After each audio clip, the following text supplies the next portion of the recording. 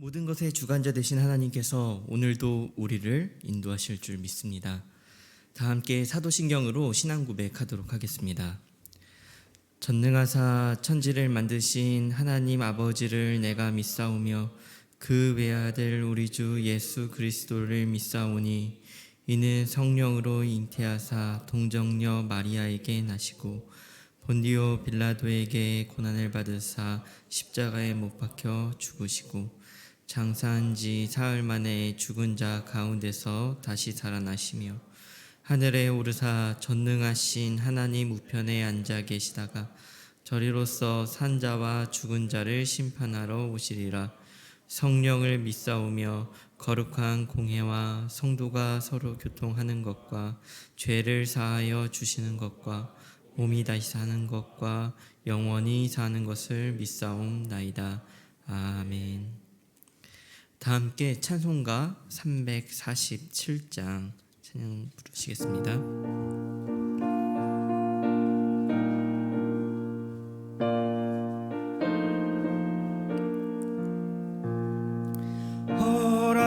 허락하신 새 땅에 들어가려면 마음의 준비 다하여 힘써 일하세. 여호수아 본받아 앞으로 가세. 우리가 할 처소는 주님 품일세. 시험 환난 당해도 낙심 말고서 마음의 걱정 버리고 힘써 일하세. 여호수아 본받아 앞으로 가세. 우리가 할 처소는 주님 품일세. 앞서가신 예수님 바라보면서 모두 마음을 아파여 힘써 일하세. 여호수아 본받아 앞으로 가세. 우리가 할 처소는 주님 품일세. 일할 곳이 아직도 많이 있으니 담대하게 나가서 힘써 일하세. 여호수아 본받아 앞으로 가세. 우리가 할 처소는 주님 품일세.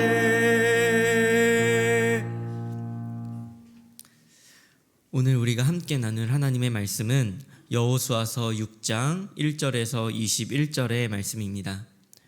여호수아서 6장 1절에서 21절의 말씀입니다. 교독하여 읽도록 하겠습니다.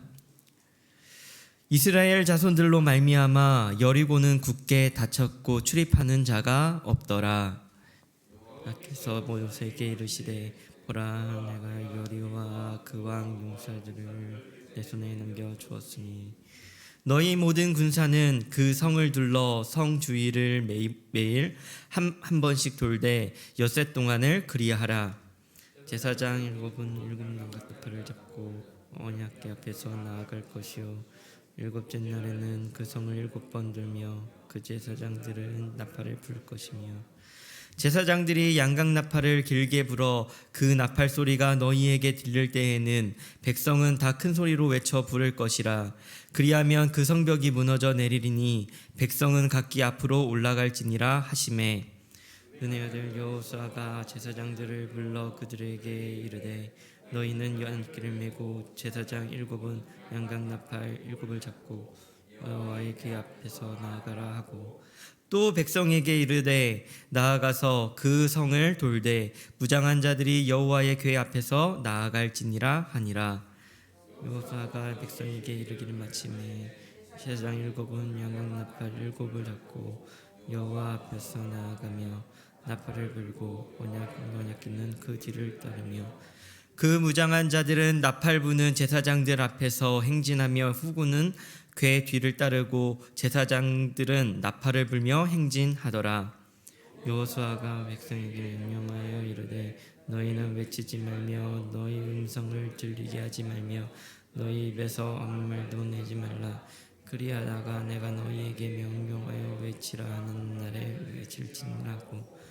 여호와의 궤가 그 성을 한번 돌게 하고 그들이 진영으로 들어와서 진영에서 자니라. 또 여호수아가 아침에 일찍 일어나니 제사장들이 여호와의 궤를 메고 제사장 7은 양각 나팔 7을 잡고 여호와의 궤 앞에서 계속 행진하며 나팔을 불고, 무장한 자들은 그 앞에 행진하며 후군은 여호와의 궤 뒤를 따르고 제사장들은 나팔을 불며 행진하니라. 그 둘째 날에도 그 성을 한번 돌고 진영을 돌아오니라. 엿새 동안을.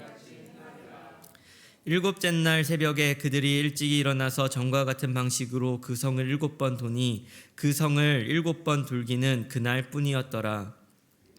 제사장들이 나팔을 불 때 여호수아가 백성에게 이르되 외치라. 여호와께서 너희에게 이 성을 주셨느니라. 이 성과 그 가운데 있는 모든 것은 여호와께 온전히 바치되 기생라합과 그 집에 동거하는 자는 모두 살려주라. 이는 우리가 보낸 사자들을 그가 숨겨 주었음이니라. 너희는 온전히 바치고 그 바친 것 중에서 어떤 것이든지 취하여 너희가 이것을 진영으로 바치는 것이 되게 하여 고통을 당하게 되지 아니하도록 오직 너희는 그 바친 물건에 손을 대지 말라. 은금과 동철 기구들은 다 여호와께 구별된 것이니 그것을 여호와의 곳간에 드릴지니라 하니라. 이에 백성들은 외치고 제사장들은 나팔을 불매 백성이 나팔 소리를 들을 때에 크게 소리질러 외치니 앞으로 나아가 그 성에 들어가서 그 성을 점령하고. 함께 읽겠습니다. 그 성 안에 있는 모든 것을 온전히 바치되 남녀노소 소하나 칼로 멸하니라. 아멘. 오늘 우리가 함께 읽은 여호수아서 6장은 여리고성을 정복하는 이야기를 기록하고 있습니다. 여리고성을 정복하는 과정은 2장에서 시작되었는데 2장에서 여리고성을 정탐하였고 라합의 고백을 통해 이 땅을 주셨다는 것을 확신하였습니다. 3장에서 5장은 가나안 땅을 향해 전진하는 이스라엘의 모습을 기록하고 있는데 요단강을 건너서 기념비를 세우고 할례를 행하고 그리고 가나안 땅에서 첫 번째 유월절을 지키는 일들을 행하면서 하나님의 백성으로 다시금 성결케 되는 과정을 거치게 됩니다. 그리고 마침내 여호수아서 6장에서 여리고성을 바라보며 하나님의 명령에 따라 이 땅을 정복하게 됩니다. 오늘 우리는 여리고성의 정복 사건을 통하여 두 가지를 함께 묵상하고자 합니다. 첫 번째는 하나님은 우리의 순종을 통하여 일을 하신다는 것입니다. 여리고성은 고고학자들의 연구에 따르면 자연 암석 위에 튼튼하게 세워져서 약 폭이 200m, 길이가 100m 정도 되는 성의 크기를 가지고 있고 성의 두께는 2m와 3m 이상의 두께로 된 이중벽 형태의 벽이었다고 고고학자들은 말합니다. 이러한 사실은 여리고성이 사람의 힘으로는 도저히 무너뜨릴 수 없다는 것을 증명하는 것 같습니다. 이스라엘 백성들은 약 40년 전 가데스 바니아 원주민들을 보고 거인과 같다 하며 가나안 땅을 가는 것을 포기하고 원망하였는데, 지금 이스라엘 백성들의 눈앞에 있는 이 여리고성은 그 거인들이 와도 무너뜨릴 수 없는 난공불락의 성임에 분명합니다. 그런 그들에게 하나님은 말도 안 되는 명령을 하십니다. 3절에서 4절은 이렇게 말씀합니다. 너희 모든 군사는 그 성을 둘러 성 주위를 매일 한 번씩 돌되 엿새 동안 그리하라. 제사장 7은 7 양각 나팔을 잡고 언약궤 앞에 나갈 것이요, 일곱째 날에는 그 성을 7번 돌며 그 제사장들은 나팔을 불 것이며.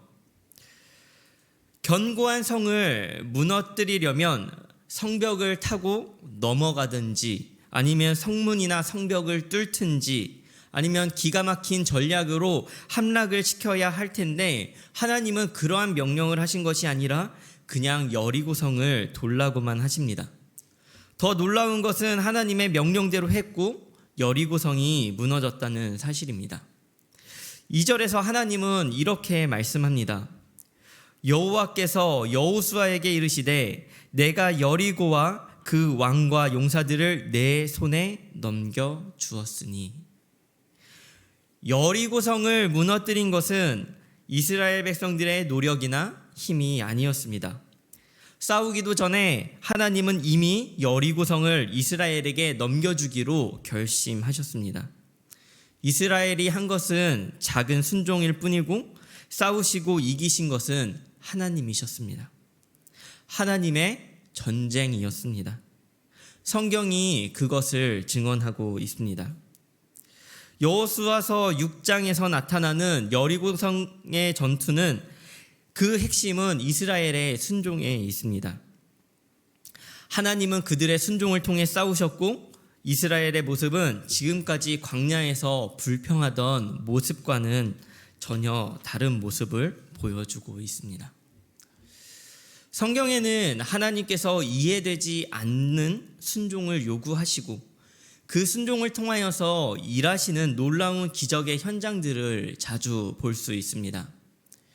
엘리사 시대의 아람 나라 나아만 장군은 그의 문둥병을 고치기 위해 하나님의 말씀에 따라 요단강에 7번의 몸을 씻었고 그 행동을 통해서 병이 낫는다라고 하는 것은 이해되지 않는 순종이었음에도 불구하고 그것을 순종함으로 하나님은 그의 병을 고쳐주셨습니다.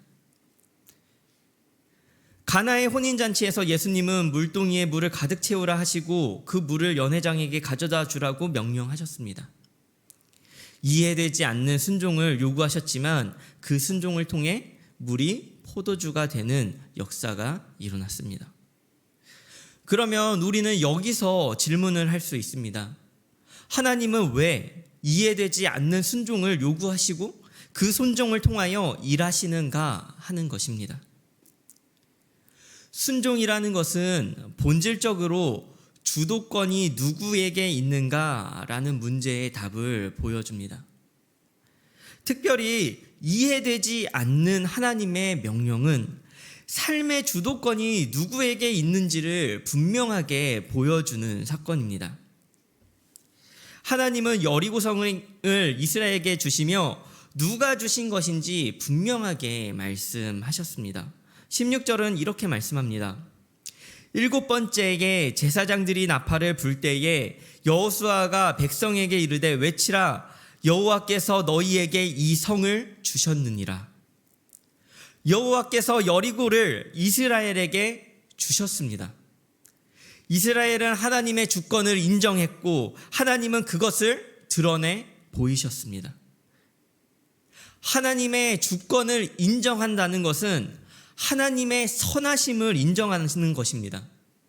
하나님의 명령이 어떠하든지 어떠한 명령이든지 그 명령에 따라 순종하면 이것이 나에게 선하게 돌아올 것이다 라는 믿음을 갖고 있는 것입니다. 그러니 이해할 수 없는 명령이라 할지라도 선하신 하나님을 신뢰하기에 순종할 수 있는 것입니다. 우리가 잘 아는 아담과 하와는 왜 불순종을 하였습니까?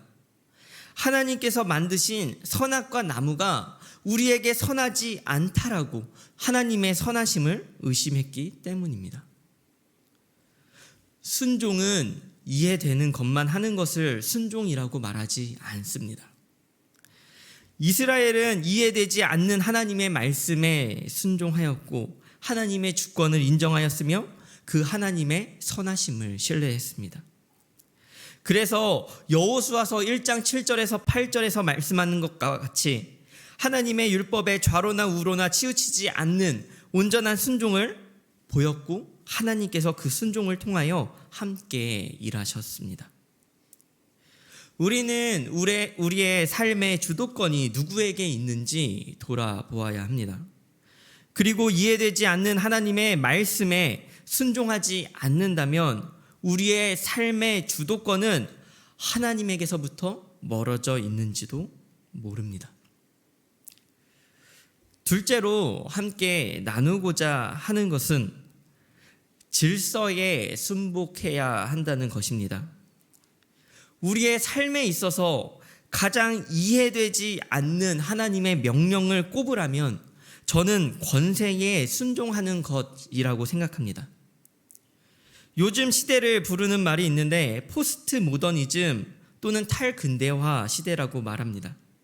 이 시대의 특징을 하나를 꼽자면 모든 권위를 부정하고 수평적 사고에서 생각하는 것입니다. 우리도 이미 이 시대에 물들어 있고 우리의 자녀들과 청소년들은 더 많은 영향을 받고 있습니다. 요즘 흔히 쓰는 꼰대, 라떼 이런 단어들은 사실상 권위를 인정하지 않는 데서 비롯된 것이라고 생각되어집니다. 여호수아서 6장의 대부분을 차지하는 것은 여리고성을 도는 사람들의 위치와 역할에 대한 내용들입니다. 하나님은 세세하게 여리고성을 돌 때에 제사장들이 무엇을 해야 되는지, 무장한 사람들은 어디에 서야 되며 언약궤는 어디에 위치해야 되는지 정확하게 말씀하십니다. 로마서 13장 1절에서 2절은 이렇게 말씀합니다. 각 사람은 위에 있는 권세들에게 복종하라. 권세는 하나님으로부터 나지 않음이 없나니 모든 권세는 다 하나님께서 정하신 바라. 그러므로 권세를 거스리는 자는 하나님의 명을 거스름이니 거스르는 자들은 심판을 자취하리라. 모든 권세는 하나님으로부터 나온다. 이 말은 이 시대를 살아가는 우리에게 반감을 불러일으키기에 충분한 말씀인지도 모릅니다. 우리의 생각 속에 대부분의 권세자들은 부당하며 잘 변하지 않고 자신의 이익만을 추구하는 이들이기 때문입니다. 그들에게 왜 복종을 해야 하는 것인가? 그것을 그대로 따르는 것은 바보와 같아 보이기 때문입니다. 그렇기에 이 말씀에 대한 신학자들의 해석도 여러 가지로 나타나기도 합니다. 하지만 그들의 권위가 옳은 것인지 그른 것인지에 대한 판단의 기준은 우리에게 있지 않습니다. 그들에게 권위를 주신 하나님의 말씀에 합당하냐 아니냐로 판단되어지는 것이지 우리에게 판단이 되어지는 것이 아니라는 것입니다. 하나님의 말씀에 합당하다면 그 권위는 부당할지라도 우리에게 주신 권위임에 틀림이 없습니다. 그러니 우리는 우리에게 허락하신 권세자들에게 복종해야 합니다. 존 비비어의 순종이라는 책에서 지도자들의 가혹한 대우를 견딜 때 주는 유익에 대해 적어놓은 것이 있는데 이것을 통해 우리가 받아들이기 힘든 이 권세에 대한 복종의 말씀이 하나님의 선하심으로 다가오기를 바랍니다. 첫째는 하나님의 의로운 심판의 여지를 남겨둔다는 것입니다. 둘째는 우리 안에 그리스도의 성품을 길러준다는 것입니다. 셋째는 그런 대우 밑에서 우리가 복종할 때 하나님이 영광을 얻으신다는 것입니다. 우리에게 부당한 권세자가 있다면 그것은 우리의 주도권이 누구에게 있는지 확인할 수 있는 절호의 기회가 될 것입니다. 그 부당한 권세를 통하여 하나님 앞으로 나아가 기도하는지, 아니면 부당함 앞에 절망하고 포기하는지 우리의 주도권을 보게 될 것입니다. 그러니 오늘 여호수아서의 말씀을 통해 하나님의 이해되지 않는 순종을 묵상하는 하루가 되시기를 간절히 소망합니다.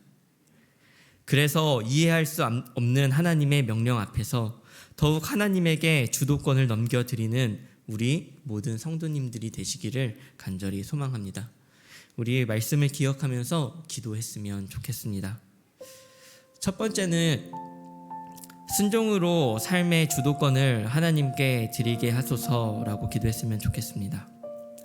하나님의 말씀을 순종하고자 노력하게 하시고 이해되지 않더라도 순종할 수 있는 힘을 우리에게 주옵소서.